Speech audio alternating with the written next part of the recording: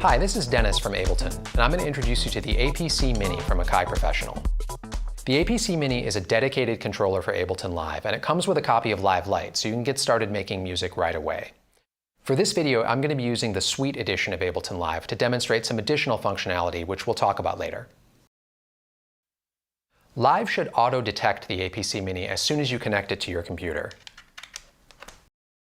You'll know it's working because Live Session View will show a colored ring around an 8x8 block of clips. This corresponds to the 8x8 block of clips and tracks that are controlled by the APC Mini.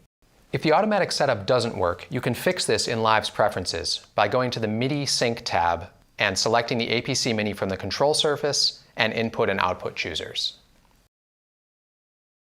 The 8x8 button grid represents an 8x8 grid of tracks and clips in Live Session View. Unlit buttons are empty. Amber buttons contain clips. Green buttons contain playing clips. Flashing buttons have been triggered but have not yet launched. If a track is armed for recording, pressing a pad in the button in that track will start overdubbing a recording. A recording pad will be red. Pressing a pad launches the corresponding clip. Pressing an empty pad stops any playing clip in that track. You can launch a whole row of clips at once via the Scene Launch buttons on the right. Or stop the playing clip in a track by pressing the dedicated Clip Stop button for that track. Clip Stop buttons will light red if a clip is playing in that track. You can stop all playing clips by holding the Shift button and pressing the 8th Scene Launch button. You can shift the position of the 8x8 button grid by one track left or right, or one scene up or down by holding Shift and pressing one of the first 4 Clip Stop buttons.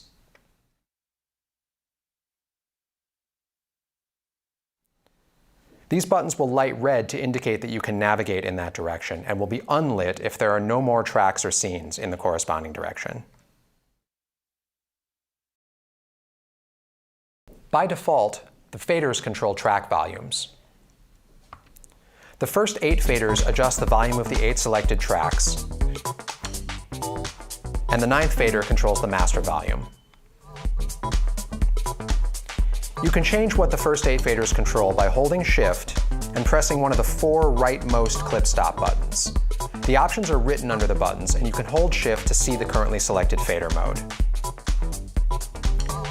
Note that the 9th fader always controls master volume. To use the faders to control track panning, hold Shift and press the Pan button. To use the faders to control track send levels, hold Shift and press the Send button.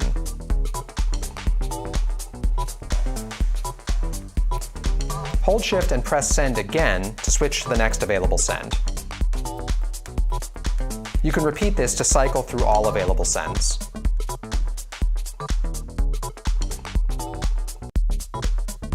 To use the faders to control the first 8 parameters of the currently selected device, hold Shift and press the Device button.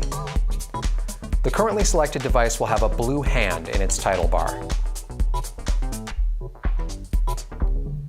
Here, I'm controlling filter cutoff and resonance for Live's auto filter device.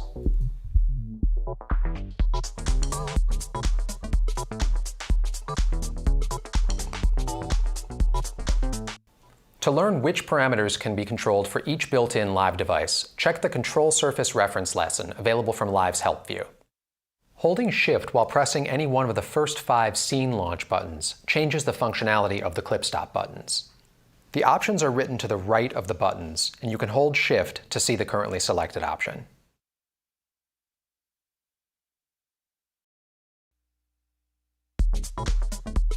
To solo tracks, hold Shift and press the Solo button. Then press the corresponding track button. You can press multiple buttons at the same time to solo multiple tracks. And you can press any soloed tracks button again to unsolo all tracks. To arm a track for overdubbing or recording, hold Shift and press the Record Arm button. Then press the corresponding track button. Now you can record or overdub into a clip by triggering its clip slot. In this example, I'm overdubbing send automation.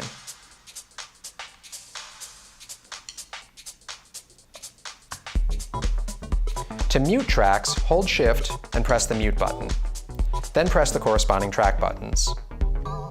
Muted tracks will have an unlit track button, while active tracks will have a red track button. To change which track is selected, hold Shift and press Select. Then press the corresponding track button. The selected track will have a red track button, and its devices or clip detail will be visible in Live. So that's a quick introduction to using the APC Mini with Ableton Live.